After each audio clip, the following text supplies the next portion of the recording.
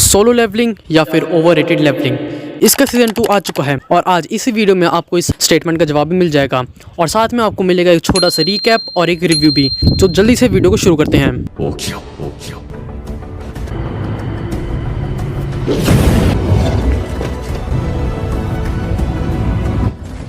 तो solo levelling का season 1 आया था एग्जैक्टली 1 साल पहले जनवरी के महीने में और मैं आपको इसका छोटा सा एक रिकैप भी दे दूं कि इसमें क्या हुआ था, क्योंकि मुझे पता है आपको ज़्यादा याद नहीं रहा होगा।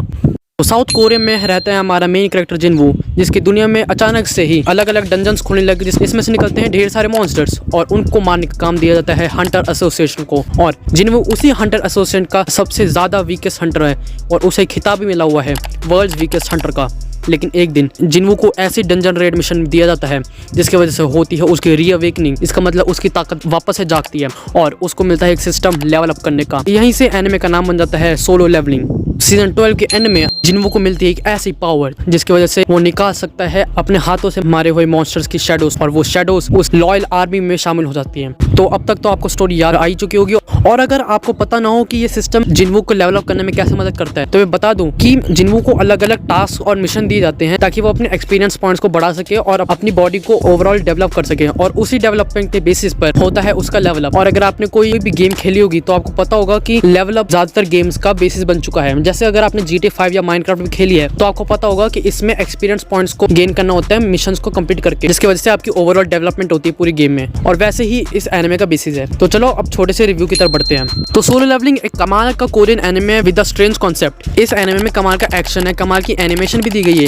क्योंकि इसको एनिमेट किया गया है A1 स्टूडियोज ने, जिसने कागुया-सामा और योर लाइन अप्रैल जैसे कमाल के एनिमे शोज एनिमेट किए हैं। उससे ज्यादा कमाल की बात तो ये है कि A1 स्टूडियोज ने बहुत मेहनत की है सोलो लेवलिंग को एनिमेट करने के लिए। अगर आप इसका सीजन 1 देखें तो इसकी एनिमेशन जो है डीमन स्लेयर लेवल की है, भले डीमन स्लेयर से अच्छी ना हो पर डीमन स्लेयर लेवल की है। और इसके सीजन 2 में एनिमेशन स्टूडियो ने इस तरह से डिटेल्स डाली है कि आपको लग रहा होगा कि आप सिर्फ मानवा ही पढ़ रहे हो। आप चाहे तो इन दोनों सीन्स को कंपेयर करके देख सकते हो। राइट साइड में है एनिमे का और लेफ्ट साइड में है मानवा का, और आप देख सकते हो कि कितनी ज्यादा सिमिलरिटी है कलर्स में और कैरेक्टर डिजाइन में। और अगर बात रहे स्टोरी की, जिनवू अपनी बहन की टीचर्स मीटिंग में जाता है ताकि वो उसके टीचर से मिल सके। फिर उसकी टीचर बताती है कि जिनवू की बहन की दोस्त है, उसकी उम्र आने से पहले ही अवेकनिंग हो चुकी है, यानी कि उसकी हंटर वाली पावर जाग चुकी है। इसलिए वो चाहती है कि जिनवू उसकी मदद करे एक अच्छा हंटर बनने के लिए। इसलिए जिनवू उनकी बात मानकर उसे अपने साथ मिशन पे ले जाता है, पर वो मिशन बन जाता है एक रेड गेट मिशन। और अगर आपको पता ना हो तो रेड गेट मिशन जो है बहुत ज्यादा खतरनाक होते हैं। यहाँ पे वर्ल्ड के टॉप क्लास हंटर जो कि एस रैंक हंटर्स होते हैं उनका भी सर्वाइव करना बहुत ज्यादा मुश्किल होता है। लेकिन जिनवू के पास वो चीज थी जो किसी के पास नहीं थी। सबसे पहले तो उसका लेवल अप वाला सिस्टम और उसके बाद मेन कैरेक्टर प्लॉट। और इसी वजह से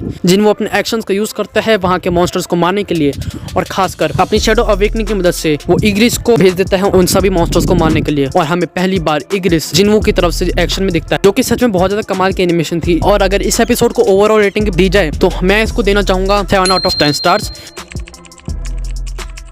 तो सबसे पहली बात कि सोलो लेवलिंग सीजन 1 से लेकर अब तक सिर्फ जिनवू के बेसिस पर ही आ रहा है। जिनवू हारता है, जिनवू अपने पास के बारे में सोचता है, फिर उसमें हिम्मत आती है, फिर वो लड़ता है, हारता है, पास के बारे में सोचता है, हिम्मत आती है, जो कि अलग अलग शोनेन एनिमेस में दिखा चुके हैं कि हमेशा ऐसा ही होता है। इस चीज में सिर्फ जिनवू पे ही ध्यान दिया जा रहा है। जिनवू के जितने भी साथी होते हैं, चाहे वो अलग अलग आर्ट्स में क्यों ना हो, अलग अलग कैरेक्टर से क्यों ना हो, उनको कभी डेवलप करके दिखाया नहीं गया। डेवलप किया है तो सिर्फ जिनवू को, जो कि एक अच्छी बात भी है और एक बुरी बात भी है। सोलो लेवलिंग अपने लेवल अप सिस्टम और जिनवू के बेसिस पर ही आगे बढ़ता जा रहा है, ना कि साइड कैरेक्टर्स पे। और अगर ऐसा नहीं हुआ तो सिर्फ इसकी मानवा ही अच्छी रह जाएगी, एनिमे को कोई ज्यादा पसंद नहीं करेगा। और अगर बात की जाए मेरे पहले सवाल की, सोलो लेवलिंग या फिर ओवररेटेड लेवलिंग, तो आपको इसका जवाब मिल चुका होगा, ये ओवररेटेड लेवलिंग है। लेकिन मैं इसे as a deep meaning anime overrated नहीं कह रहा हूँ, मैं बस इसकी स्टोरी की वजह से कह रहा हूँ। न्यू एनिमे फैंस को, यहाँ तक कि नॉर्मल जितने भी लोग होते हैं उनको नॉर्मल स्टोरी से ज्यादा भी एक्शन देखना पसंद होता है, इसलिए solo leveling anime action lovers के लिए बहुत अच्छा है। तो बस इसी पॉइंट पे वीडियो को एंड करता हूँ मैं। और अगर आपको वीडियो पसंद आई हो तो लाइक करिएगा, शेयर करिएगा और सब्सक्राइब करिएगा। और सोलो लेवलिंग पर अपने थॉट्स भी कमेंट कर दीजिएगा। मैं मिलता हूँ आपसे अगली वीडियो में,